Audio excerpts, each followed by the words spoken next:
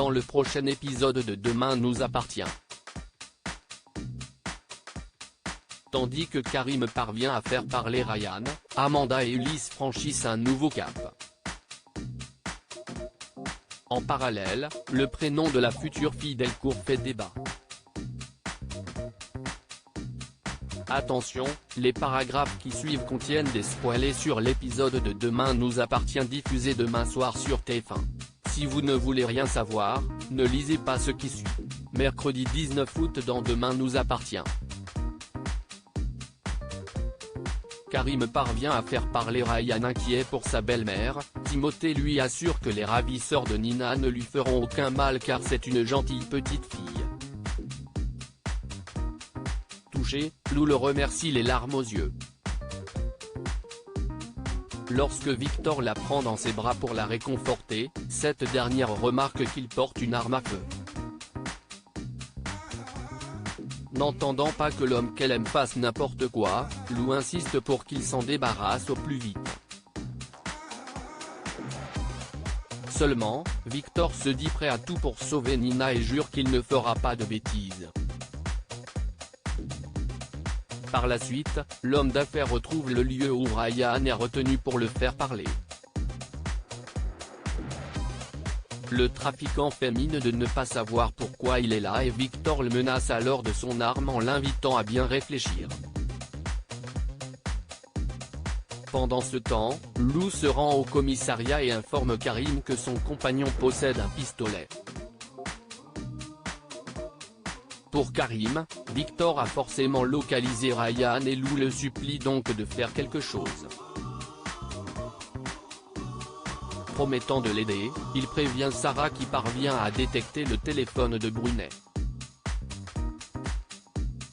Aurore, qui les surprend, exige de savoir ce qu'il se passe. Dos au mur, Karim lui révèle toute la vérité sur Chemsameth et néanmoins le kidnapping de sa fille. Il rejoint ensuite Victor et l'empêche de tuer Ryan. Après qu'il l'a menacé de lui exploser le genou, Ryan consent à les emmener jusqu'à Nina mais à leur sortie du hangar, le dealer est touché par une balle dans le thorax. Amanda et Ulysse franchissent un nouveau cap dans la matinée. Amanda cherche à en savoir plus sur la vie intime de Marianne. Tandis que le docteur Delcourt indique que les choses se sont faites naturellement dans son couple, l'infirmière explique qu'elle n'arrive pas à faire l'amour avec son copain malgré l'envie. Marianne lui fait alors comprendre que le plus important est de s'écouter et d'aller à son rythme. Soulagée par les propos de son amie, Amanda se rend à la paillote et précise à Ulysse qu'elle se sent prête à aller plus loin avec lui. Pour le jeune homme, ils peuvent encore attendre mais Amanda garantit qu'elle veut sauter le pas.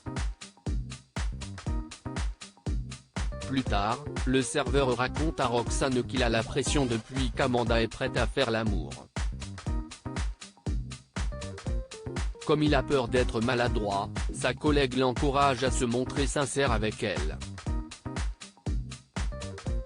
Seulement, Ulysse veut se montrer solide pour la mettre en confiance. Dans l'intervalle, Amanda s'est mise sur son 31.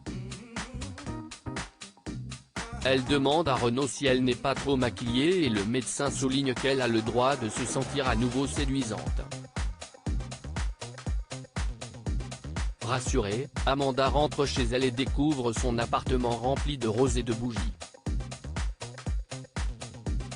Le couple commence à s'embrasser et Amanda se laisse aller. Après avoir fait l'amour, la jeune femme est heureuse et remarque qu'Ulysse est le premier homme à la regarder ainsi. Le prénom de la future fille Delcourt fait débattre Chloé et Alex, qui hésitent entre Romane, Céleste et Louise pour le prénom de leur fille, sollicitent l'avis de leurs enfants. Judith aime beaucoup Céleste mais Maxime préfère Louise. André débarque en plein débat et déclare qu'il aime les prénoms intemporels puis suggère d'appeler sa future petite fille Yvonne. Tandis que tout le monde se met à rire, Chloé signale qu'il s'agit du prénom de sa grand-mère.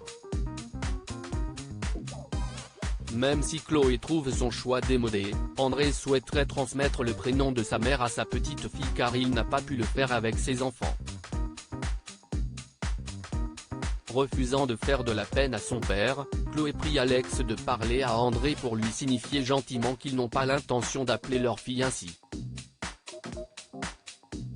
Alex s'engage alors à le faire dès le lendemain.